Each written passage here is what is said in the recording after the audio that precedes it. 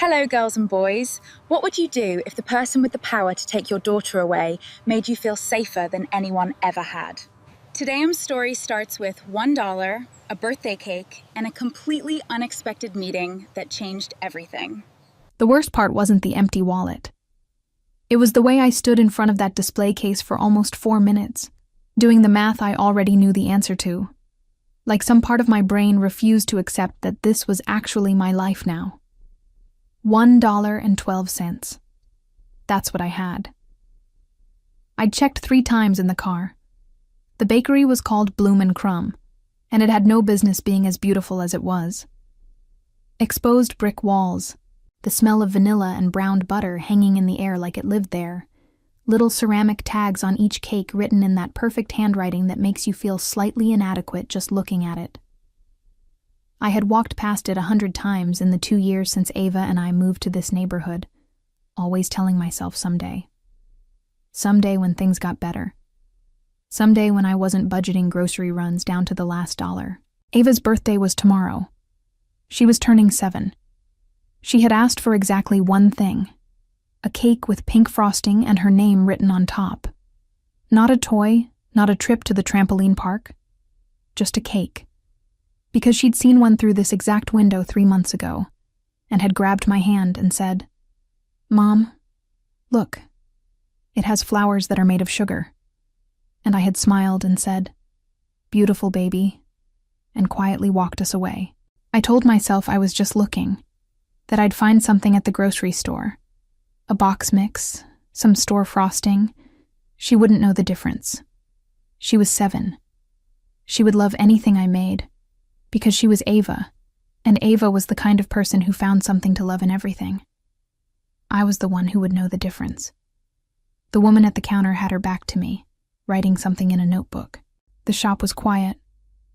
Just one other customer at a corner table with a coffee and a book, and the low sound of something instrumental playing from speakers I couldn't see. I exhaled slowly and moved closer to the case. The smallest cake they had, a 4-inch round with pale lavender frosting and a single dried flower on top, had a tag that read $34. $34. I almost laughed. Not because it was funny, but because I was so tired of the gap between what things cost and what I had. I'd been a regional manager at a hotel chain 18 months ago. I'd had a 401k. I'd had a parking spot with my name on it. And then the company had restructured. And then my landlord had raised the rent.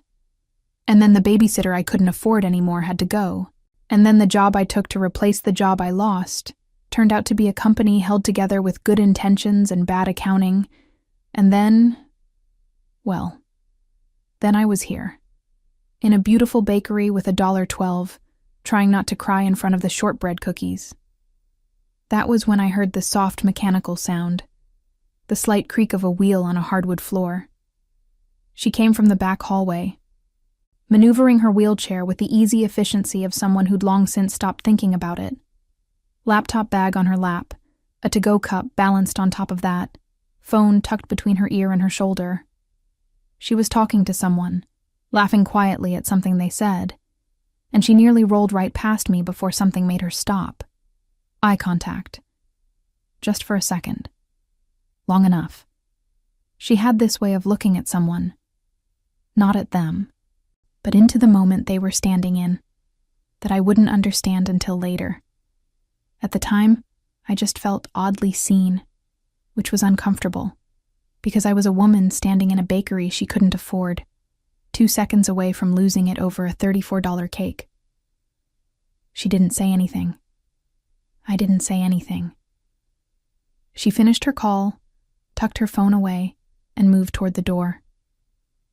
I turned back to the display case, took one more breath, decided I would go to the grocery store, decided I would make it work, decided that Ava would never know the difference, even though I would carry this particular Tuesday with me for a long time. I was already reaching for my bag when the woman behind the counter said quietly, "Someone just paid for whatever you'd like. If this is your first time here, welcome. If you've been watching since the beginning, you already know what's coming. And you stayed anyway." Either way, drop a comment and tell me. Is this your first story with us, or are you already one of the regulars? I want to know who's here. And if you're not subscribed yet, what are you waiting for? Hit that button. Claire's story is just getting started. I told myself it was a coincidence. That's the thing about the human brain. It will work extraordinarily hard to protect you from information you're not ready to receive. So, when I opened my door on a Thursday morning to find the woman from the bakery standing there, or rather, sitting there, clipboard on her lap, lanyard around her neck with a county seal I recognized immediately, I did what any reasonable person would do. I stood completely still for 3 full seconds and hoped I was misreading the situation. I was not misreading the situation. Ms. Claire Novak? Her voice was steady, professional, with just enough warmth to make it worse somehow. I'm Sawyer Ellis. I'm a family services caseworker assigned to follow up on a report filed by Jefferson Elementary. She paused. May I come in? May I come in? As if I had a real choice. As if saying no, actually. I'd prefer you didn't was an option that existed in this particular universe. I stepped back. She came in. She moved through my apartment the way people in her position are trained to, taking in everything without appearing to take in anything. I watched her not look at the dishes in the sink, the laundry folded on the couch because the basket had broken 2 weeks ago, and I hadn't replaced it. The crayon drawing Ava had taped to the wall with approximately 11 pieces of tape because we were running low and she wanted to make sure it held. My apartment wasn't dirty, but it was the apartment of a woman who was managing too many things at once and had stopped pretending otherwise. Ava's at school? Sawyer asked, settling at my kitchen table without being invited, which, I would learn, was just how she operated. Not rude, just efficient. Yes. I stayed standing. She's always at school. That's where children are supposed to be. Something crossed her face. Not amusement exactly, but adjacent to it.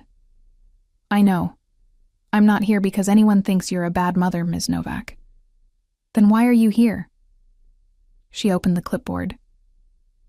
Ava went without lunch twice last month. Her teacher flagged it. The school is required to report. She looked up. That's the whole story. This is a check-in, not an investigation.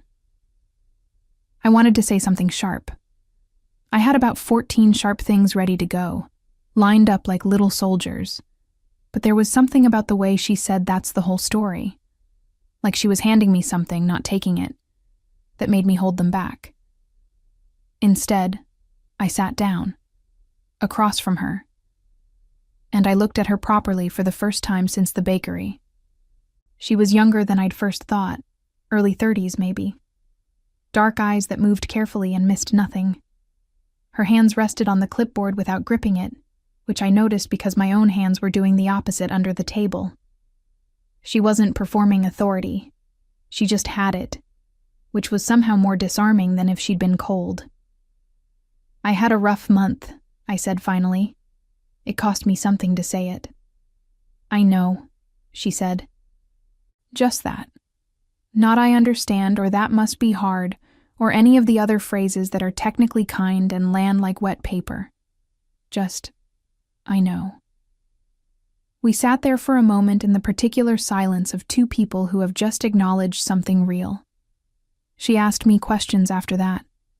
Practical ones, about income and childcare, and whether I had family support nearby. I answered them. Not warmly, but honestly. She wrote some things down. She didn't write other things down, and I noticed that too. At one point, Ava's drawing caught her eye, the one with 11 pieces of tape, and she looked at it for just a second longer than necessary. It was a picture of the two of us, rendered in the artistic style of a 6-year-old, which meant we were approximately the same height and had very round heads. Underneath, in Ava's careful handwriting, me and Mom at the park. Sawyer looked back at her clipboard, but I saw it. The smallest shift at the corner of her mouth. I'll need to schedule a follow-up visit, she said as she was leaving. Back to professional. The door between us reinstalled. "Of course you will," I said. She stopped in the doorway and looked at me. That same look from the bakery, the one that went past the surface of things. "You're doing better than you think you are," she said quietly. Then she left. I closed the door, pressed my back against it, stared at Ava's drawing on the wall. I didn't know what to do with that. So I put it in the same place I put everything I didn't know what to do with. Somewhere behind my sternum, where it could wait until I had the energy to look at it properly. Here's something nobody tells you about being assessed by a caseworker. The second visit is harder than the first. The first visit, you're running on adrenaline and defensiveness.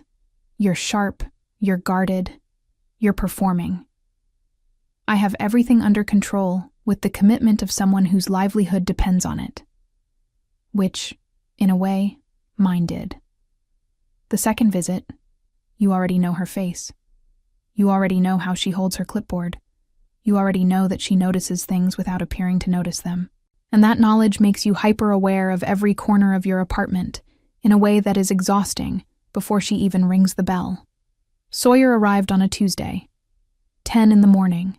I had cleaned everything that could be cleaned and then stood in the kitchen second-guessing whether a clean apartment looked like I was trying too hard. I was trying too hard. Before we go any further, if you've been loving stories like this one and you want more, with longer chapters, more emotional depth, and stories told with every detail they deserve, I want you to know that Secret Stories Between Them exists exactly for that. It's where the full versions live. The link is in the pinned comment below. Okay, back to Claire. She came in, same as before. Clipboard, lanyard, that particular quality of stillness that I was starting to find more unsettling than any amount of obvious scrutiny. I offered her coffee. She said yes, which surprised me. The first visit, she'd said no. I was trying to decide if that meant something when Ava walked in from her bedroom. This was not supposed to happen. Ava had a half day, which I had forgotten, because I was a person who was managing too many things and occasionally dropped one. She stood in the kitchen doorway in her dinosaur socks and her hair in 2 lopsided pigtails, looked at Sawyer with the completely uninhibited assessment that only small children and cats are capable of, and said, "Are you the lady from the government?" I closed my eyes briefly. "I work for the county," Sawyer said, with more composure than the situation probably called for. "My name's Sawyer." Ava considered this. "That's a cool name. I'm Ava. My mom says I can't have a pet, but I'm working on it." "Ava," I started. "What kind of pet?" Sawyer asked. And that was it. That was all it took. Ava climbed into the chair across from Sawyer and launched into a 12-minute case for why a rabbit was a practical, low-maintenance, emotionally enriching addition to any household. And Sawyer listened to every word of it with the focused attention of someone who found this genuinely interesting, rather than professionally inconvenient. I stood at the counter with my coffee and watched and felt something shift in my chest that I immediately decided to ignore. The thing was, Sawyer was good with her. Not performatively good, not I'm a professional who is good with children good.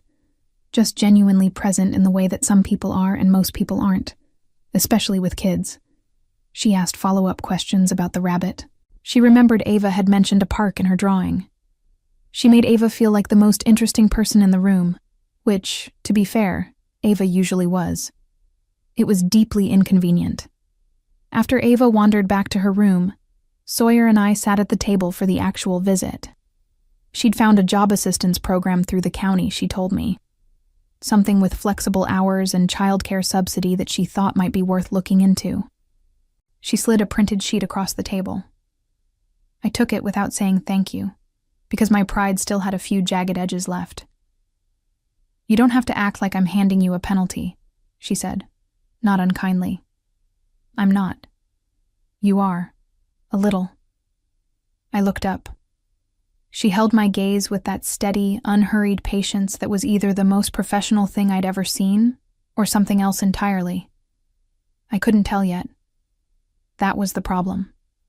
I just don't like needing things, I said.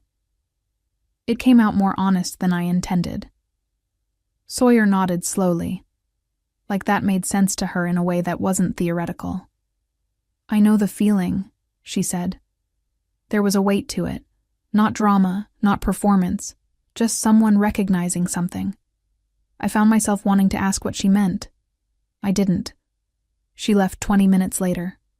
Standing at the door, I watched her navigate the slightly uneven threshold of my building's entrance with the practiced ease of someone who'd learned to read every surface before committing to it. She turned once at the end of the path, not to look at me, just adjusting direction.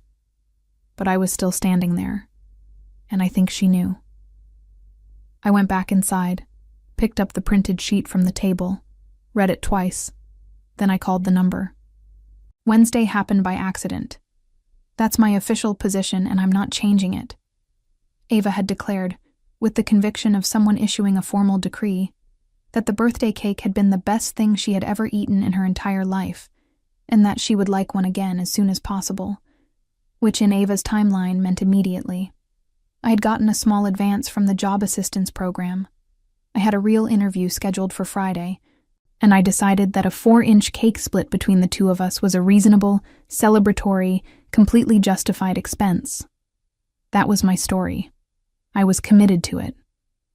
The bakery was quieter than the first time, mid-morning on a weekday, just the soft sound of something being mixed in the back and the low jazz that seemed to live permanently in the speakers. I was standing at the display case, genuinely focused on the task at hand, when I heard the door open behind me. I knew before I turned around. I don't know how. Some combination of the particular sound of her wheels on the hardwood and something else I didn't have a name for yet.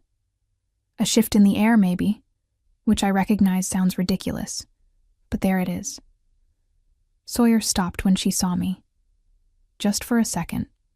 A small pause, barely visible, the kind that only registers if you're paying close attention. I was paying close attention. "Ms. Novak," she said. "We're in a bakery," I said. "I think you can call me Claire." Something moved across her face. Not quite a smile, but the architecture of one.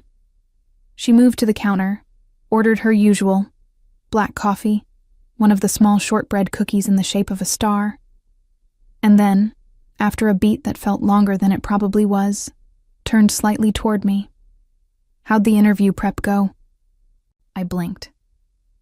"How did you know about—" Then I remembered. The program, the printed sheet. Of course she knew. "Fine," I said. "It went fine. It's Friday." "Good." She said it like she meant it, not like she was checking a box. We stood there for a moment in the way that people stand when they're deciding whether a conversation is happening or not. The woman behind the counter slid Sawyer's coffee across without being asked, which told me this was a regular occurrence.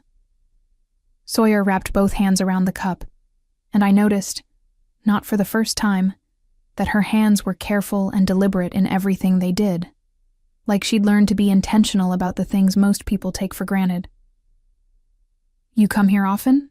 I asked, and then immediately wished I hadn't, because it sounded exactly as absurd out loud as it does in your head.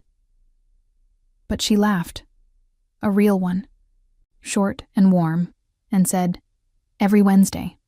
The owner went to school with my sister. I get the coffee for free, which is the only reason I can justify spending $4 on a cookie." $4, I repeated. For that.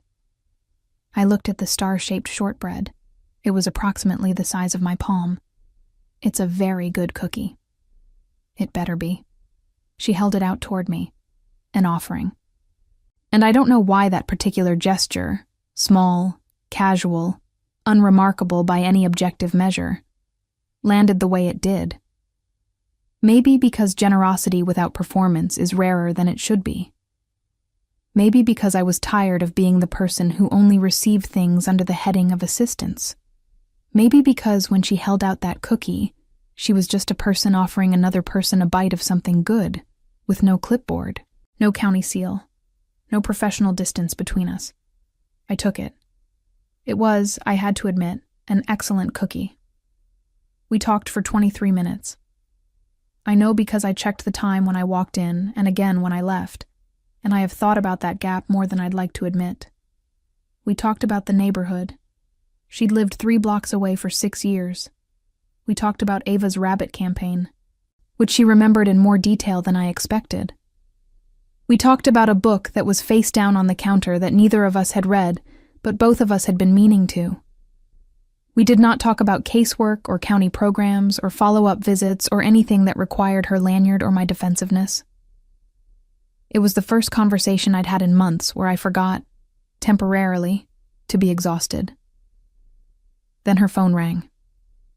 She glanced at it, and I watched the shift happen in real time. The slight straightening, the return of that professional composure, like a door closing quietly but firmly. "I have to take this," she said. "Of course." I picked up my cake box from the counter. She was already answering when I reached the door, but just before I pushed it open, I heard her pause mid-sentence, and I had the distinct, entirely unverified feeling that she was watching me leave. I didn't turn around to check, but I walked the 3 blocks home thinking about the fact that I hadn't. The call came on a Friday afternoon, 40 minutes after the best job interview I'd had in 18 months. I was still in the car, still in the blazer I'd borrowed from a neighbor, still in that fragile window of time where something good feels like it might actually be real. And then my phone rang with a number I didn't recognize, and a woman identified herself as a supervisor from Family Services, and said there had been an additional complaint filed regarding Ava's welfare, and that the case had been escalated for a secondary review. I didn't hear the rest of it. Not really. The words came through, but they stopped meaning anything, the way words do when your brain decides the information is too large to process standing up. I sat in that parking lot for 11 minutes after she hung up. I know because I watched the clock on my dashboard without seeing it, and when I finally looked down, 11 minutes had passed, and I had no memory of them. The complaint had come from a neighbor. That was all they would tell me. A neighbor, anonymous, citing concerns about Ava being left unsupervised, which had never happened. Not once. Not for a single hour since the day she was born. I had never left Ava unsupervised, and the particular cruelty of being accused of the one thing you have never done, the one line you have never crossed, is something I don't have clean language for even now. I drove home, made Ava dinner, helped her with her reading, ran her bath, listened to her explain an elaborate mythology she had invented involving a rabbit named Gerald who solved neighborhood mysteries. I laughed in the right places. I kissed her forehead. I turned off her light. And then I sat on the kitchen floor with my back against the cabinet and I fell apart. Not dramatically. Not the way falling apart looks in movies, with the sliding down walls and the cinematic tears. Just quietly, the way you do when you've been holding something too heavy for too long, and your body simply stops cooperating. My hands were shaking. I noticed that with a kind of distant curiosity, like I was watching myself from a slight remove. I had not let myself shake in a very long time. The knock at the door came at 9:47. I almost didn't answer it. I was on the floor. I was in the blazer I'd never taken off. I looked. I was certain. Like someone who had been sitting on a kitchen floor for the better part of an hour. But the knock came again. 3 times. Quiet and even. And something about the steadiness of it made me get up. Sawyer. No clipboard. No lanyard. Just Sawyer, in a jacket I hadn't seen before, with an expression that told me she already knew. Not the details, but the shape of it. The county system had moved faster than I had. "I'm not here officially," she said. First thing, before I could ask. I looked at her for a long moment. Then I stepped back from the door. She came in. She didn't move toward the table this time. She just stopped in the middle of the room, giving me space to decide what this was. I appreciated that more than I could have articulated. The apartment felt different with her in it under these circumstances. Smaller, more honest. It wasn't you, I said, because I needed to say it out loud to someone. The complaint. I know it wasn't you. It wasn't, she said. And for what it's worth, I've seen your home twice now. I've seen how Ava talks about you. The review will reflect what I've documented. I nodded, pressed my lips together, looked at the wall. Claire. It was the first time she'd used my name. I felt it land somewhere in the middle of my chest. You don't have to hold it together right now, she said, quietly. Just that. And something in me, some final stubborn, load-bearing wall, gave way. I didn't cry dramatically. I just stopped pretending I wasn't about to. I sat on the couch and put my face in my hands and breathed through it. The particular grief of someone who has been strong for so long that releasing it feels almost violent. Sawyer didn't fill the silence. She didn't move closer than I'd invited her to. She just stayed, present in the room, a steady thing in a moment that had very few of them. After a while, she moved to the kitchen. I heard the tap run, the quiet sounds of someone who knew how to be useful without making a production of it. She came back with a glass of water and set it on the table in front of me. She sat in the chair closest to the couch, not across from me, beside me. The difference mattered. The interview, she said eventually. How did it go? I laughed, surprised out of it.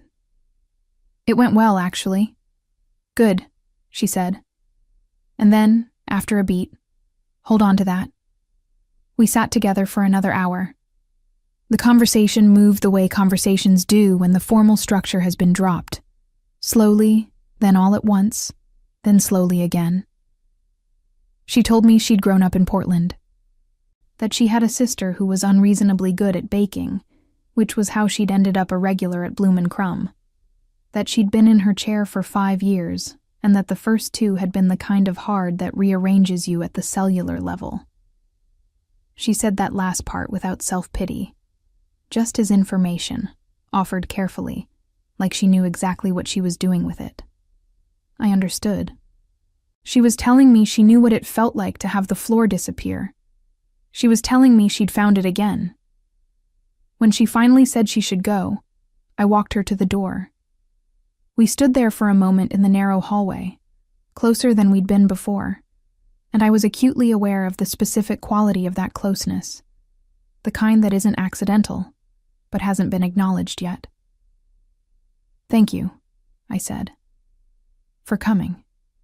You didn't have to. She looked at me steadily. I know, she said. The door closed. I stood on my side of it for a long time. Something had changed. I didn't have a name for it yet, but I was done pretending I couldn't feel it. 3 days after Sawyer sat on my kitchen floor with me, metaphorically, she took the chair, I took the floor, but you understand what I mean. I got the job. Full-time operations coordinator for a mid-size event company downtown. Benefits. A salary that meant Ava could have lunch every day without me doing math in a parking lot. I stood in my kitchen reading the offer email 3 times, and the 4th time I read it, I was crying, which I chose to interpret as a reasonable response to 14 months of the alternative. Ava celebrated by demanding pancakes for dinner and granting me what she called a free hug, as opposed to her standard hugs, which apparently came with conditions I had not been previously informed of. I made the pancakes. I accepted the free hug. I felt, for the first time in a long time, like the ground under my feet was real. The feeling lasted approximately 48 hours before Sawyer knocked on my door for the 3rd official visit, and I remembered that my life had several unresolved complications. She knew about the job. Of course she did. I had called the program coordinator the same afternoon, and Sawyer was copied on case updates. She came in with something different in her expression. Not the professional neutrality of the first visit, not the careful warmth of the second. Something that hadn't been there before. Something that lived right at the edge of what her role permitted her to show. We sat at the table. She ran through the formal checklist the way she always did, and I answered the way I always did, and we both understood that the checklist had stopped being the actual conversation some time ago. The secondary review came back, she said. Unfounded. It's closed. I exhaled slowly. Okay. The neighbor's complaint had no supporting documentation. It won't affect anything going forward. Good. I looked at my coffee cup, then at her. Sawyer. She waited. You came over that night outside of protocol, I said. I've been thinking about that. Something shifted in her posture. Barely visible, but there. It was a judgment call, she said carefully. Was it? The question sat between us. She didn't answer immediately, which was itself an answer. Her hands were still on the clipboard, but she wasn't looking at it. She was looking at me with that particular attention of hers, the kind that didn't slide off the surface of things. I'm supposed to maintain professional distance, she said finally. It's not an arbitrary rule. It protects the people I work with. It protects the integrity of the process. I know, I said. I'm not criticizing it. I know you're not. A pause. That's not why this is complicated. The word complicated landed with more weight than its 3 syllables warranted. I felt it in my chest. A kind of recognition. The particular awareness of 2 people who have arrived at the same place from different directions and are now standing there looking at each other across a very short distance. I don't know what to do with you, I said. It came out more honest than I intended. Story of my life lately. Something crossed her face. Not quite a smile. Not quite pain. Something in between. That makes 2 of us, she said quietly. We sat with that for a moment. The clock on the wall. The low sound of traffic outside. The particular weight of a room where something true has just been said, and neither person is ready to act on it yet. The job starts Monday, I said eventually. Safe territory. I know. She looked down at the clipboard, made a note. Then, without looking up, you're going to be good at it. You don't know that. I've read your file, Claire. I know more about how you've handled the last 14 months than most people in your life do. She looked up. You're going to be good at it. I didn't know what to do with that either. I was running out of places to put all the things Sawyer said that I didn't know what to do with. She wrapped up the visit with the same efficiency she always brought. Form completed, next steps outlined, timeline confirmed. Back to protocol. I walked her to the door, same as always. Stood in the doorway while she navigated the threshold. She paused at the bottom of the path, turned back, not the half-turn of someone adjusting direction, but a full, deliberate turn. She looked at me standing in the doorway, and I looked at her at the end of the path, and the distance between us felt both very small and completely uncrossable. Congratulations on the job, she said. Thank you for the program, I said. The printed sheet, all of it. She held my gaze for a moment longer than necessary. Then she nodded once and turned away. I stayed in the doorway until she was gone. Then I went inside, sat down at the kitchen table, and stared at the wall for a while. Something had to give. We both knew it. The question was what, and what it would cost when it did. I found out through a voicemail.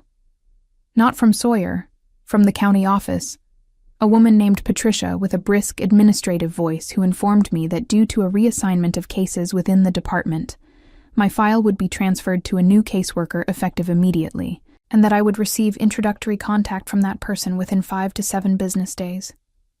She thanked me for my cooperation with the process. She wished me a good afternoon. I listened to the message twice. Then I set my phone face down on the counter and stood at the kitchen window for a long time, watching nothing in particular. I knew what it meant. I wasn't naive about it. I'd watched Sawyer's expression across that table often enough to understand the calculus she was running every time she walked through my door. Professional distance, integrity of the process, the rules that existed for good reasons, even when they were inconvenient. She had crossed a line the night she came over without her clipboard, and someone in the department had noticed. And now the situation had been corrected in the clean, bureaucratic way that institutions correct things. Sawyer had been removed from my case to protect me. The irony of that was not lost on me.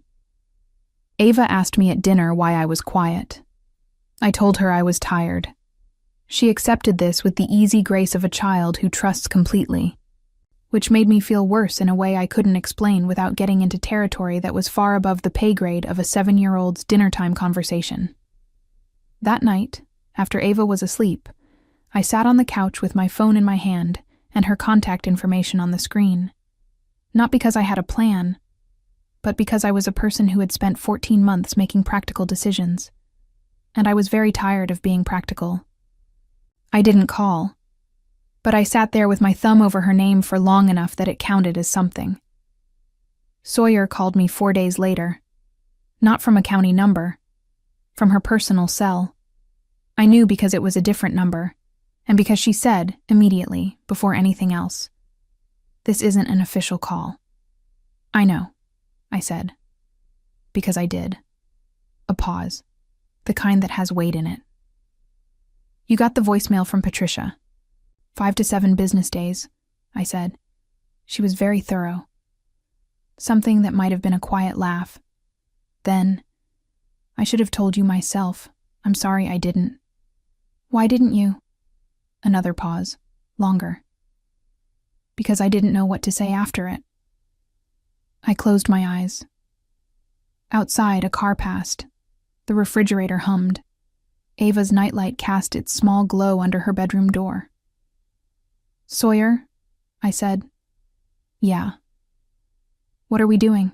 The question was enormous, and also very simple, and I had been not asking it for weeks. She was quiet for long enough that I wondered if I'd miscalculated everything, misread every look, every pause, every moment that had felt like more than its surface suggested.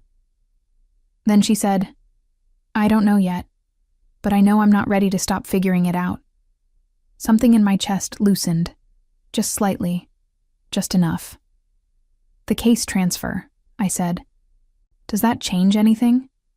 "Technically?" "Technically." The word carried its own weight. "The ethical guidelines are clearer now than they were. I'm not your caseworker anymore. I don't have any formal role in your file." A breath. "What it doesn't change is that I spent 3 months watching you hold your life together with both hands while pretending you weren't. And that's not something I can file away." I didn't say anything. I wasn't capable of it right at that moment. "I'm not asking for anything," she said quietly. I needed you to know that the reassignment wasn't me stepping back. It was the opposite." I pressed my free hand flat against the couch cushion, grounding myself in something solid. "Okay," I said. "Okay?" I exhaled. "I'm terrified, just so you know. I'm saying okay, and I'm completely terrified." "That's fair," she said, and then, softer. "Me too." We talked for another hour. Not about the case, not about county policy, not about anything that required her lanyard or my defensive armor. We talked the way we had in the bakery that Wednesday, loose and real and longer than either of us planned. She told me about the 2 years after her accident, the specific texture of rebuilding a life that no longer fit the shape you'd made for it. I told her about the morning I'd driven to Bloom & Crumb with $1.12 and stood in front of a display case doing math I already knew the answer to. "I saw you," she said. "That morning. I already had your file. I'd been assigned the case 2 days before. And I saw you in there and She stopped. "What?" I thought, "She's not going to be easy." A pause. I was right. I laughed, real and surprised and slightly undignified. That's not a compliment. It wasn't not a compliment. When we finally said goodnight, I sat in the quiet of my apartment for a long time afterward. The nightlight under Ava's door. The city doing its distant, ambient thing outside. The feeling of something opening up where something had been closed for a very long time. I thought about the woman I'd been in that bakery. Empty wallet, borrowed pride, standing in front of a cake she couldn't afford while her daughter's birthday waited at home. I thought about how small everything had felt, how permanent. Nothing about the situation had been easy. The months between that morning and this one had cost me things I was still accounting for. But sitting there in the quiet, with the echo of Sawyer's voice still in the room, I thought, for the first time in a long time, that the cost might have been worth it. Tomorrow was still complicated. There were still things to navigate, conversations to have, a new shape to find for something that didn't have a name yet. But tonight, for the first time in 14 months, I wasn't dreading what came next. Ava's 8th birthday fell on a Saturday. A year had passed since Sawyer called from her personal phone and said she wasn't ready to stop figuring it out. 12 months that didn't announce themselves as significant while they were happening. Just coffee at Bloom & Crumb on Wednesday mornings with no pretext attached. Walks through the neighborhood that started at 30 minutes and stretched into 2 hours without either of them planning it. Dinners at my kitchen table where Sawyer learned that Ava liked her eggs with too much cheese, and that Gerald, the mystery-solving rabbit, had acquired, in Ava's imagination, a sidekick named Patricia. It hadn't been simple. I want to be honest about that. Claire, me. I didn't become a person who accepted things easily just because I needed to. There were weeks where I pulled back without meaning to, where old muscle memory kicked in, and I found myself building walls I'd already decided to take down. Sawyer never pushed. She just stayed, present and unhurried, with that particular quality of stillness that had unsettled me in the beginning and felt now like the safest place in any room. There was a night in October. We were on the narrow building steps outside my apartment because Ava had finally fallen asleep and neither of us wanted to go in yet. And we were talking about something completely inconsequential. A documentary Sawyer had watched, a coworker of mine who microwaved fish in the break room with zero remorse. And somewhere between 11 and midnight, I realized I was laughing and my shoulders were down and I wasn't calculating anything. I wasn't managing the moment or measuring what I was giving away. I was just there. I told Sawyer that later. Not that night, a few weeks after. She said she knew. She'd seen it happen and hadn't said anything because she understood that naming things too early can frighten them away. She was right. She was annoyingly right about a lot of things. By December, we had stopped pretending the Wednesday coffees were casual. By February, Ava had started calling her Sawyer instead of the lady from the county, which felt like a milestone nobody had scheduled. By spring, the three of us had a rhythm. Nothing declared, nothing formal, just the easy geography of people who have learned each other's habits and stopped finding them surprising. I know that's not how love stories are supposed to go in the movies. There's supposed to be a moment, one clear, cinematic moment where everything shifts and, But real things don't usually work that way. Real things accumulate. They show up in the Wednesday coffees and the October steps and the way someone hands you a glass of water at 9:47 at night without making it a performance. Real things are made of the ordinary, repeated, until one day the ordinary is the whole of your life, and you can't imagine the shape of things without it. Ava's 8th birthday fell on a Saturday. I woke up early, made scrambled eggs with too much cheese and orange juice in the good glasses. Ava came out of her room still half asleep, dinosaur socks already on, hair magnificent in its chaos. And when she saw the table, she stopped in the doorway and said with complete sincerity, "Mom, you went all out." She was referring to the orange juice in the good glasses. We spent the morning the way Ava wanted. The park, the Superior swings, the movie she'd seen 14 times, the blanket slightly too small, which was absolutely intentional. At 2 p.m, the doorbell rang. Ava beat me to the door by 4 seconds. Sawyer was on the other side. No lanyard, no clipboard. Just Sawyer, in the jacket I knew from the night she'd come without her paperwork, her hair down the way it was on weekends. And on her lap, balanced with the careful precision of someone who had thought it through completely, was a white box from Bloom & Crumb tied with a pale pink ribbon. Ava looked at the box, then at Sawyer, then back at the box. "Is that from the good bakery?" "It is." "The one with the sugar flowers?" "The one with the sugar flowers." Ava turned to me with an expression that communicated volumes without a single word. Then she stepped back from the door with the formal grace of someone extending an official welcome and said, "You should probably come in." Sawyer looked up at me. That look. The one from the bakery. The one that went past the surface of things. The one I had spent months learning to receive without deflecting. There was nothing careful in it anymore. Nothing that needed to be measured or managed. Just Sawyer, on my doorstep, with a cake that had Ava's name on it. "Hi," she said. "Hi," I said. I stepped back. She came in. We set the cake on the kitchen table. It was the lavender one, the one with the dried flower on top, the one I'd stood in front of with $1.12 and a chest full of something I hadn't had words for yet. Except this one had Ava's name written on it in that perfect handwriting, and 8 small candles. And Ava stood in front of it with both hands pressed to her cheeks and said, oh, in the quiet, reverent way she reserved for things she found genuinely beautiful.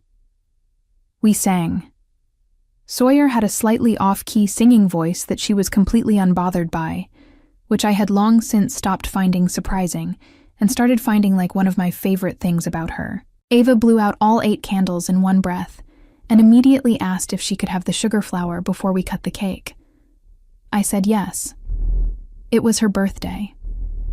Also, I was feeling generous in a way that had everything to do with who was standing next to me. While Ava was occupied with her slice, Sawyer moved beside me at the counter. Not the careful, measured proximity of those first months, just close, the way she was now, the way that had stopped requiring any negotiation. She asked for the flower, Sawyer said, nodding toward Ava. She always knows what she wants, I said. I spent a long time not knowing. I think she got tired of waiting for me to figure it out and decided to model the behavior. Sawyer smiled at that. A real one, the kind that reached her eyes and stayed there. How's the figuring out going? I looked at her. At this woman who had come through my door with a clipboard and left it somewhere along the way. Who had sat beside me instead of across from me when it mattered.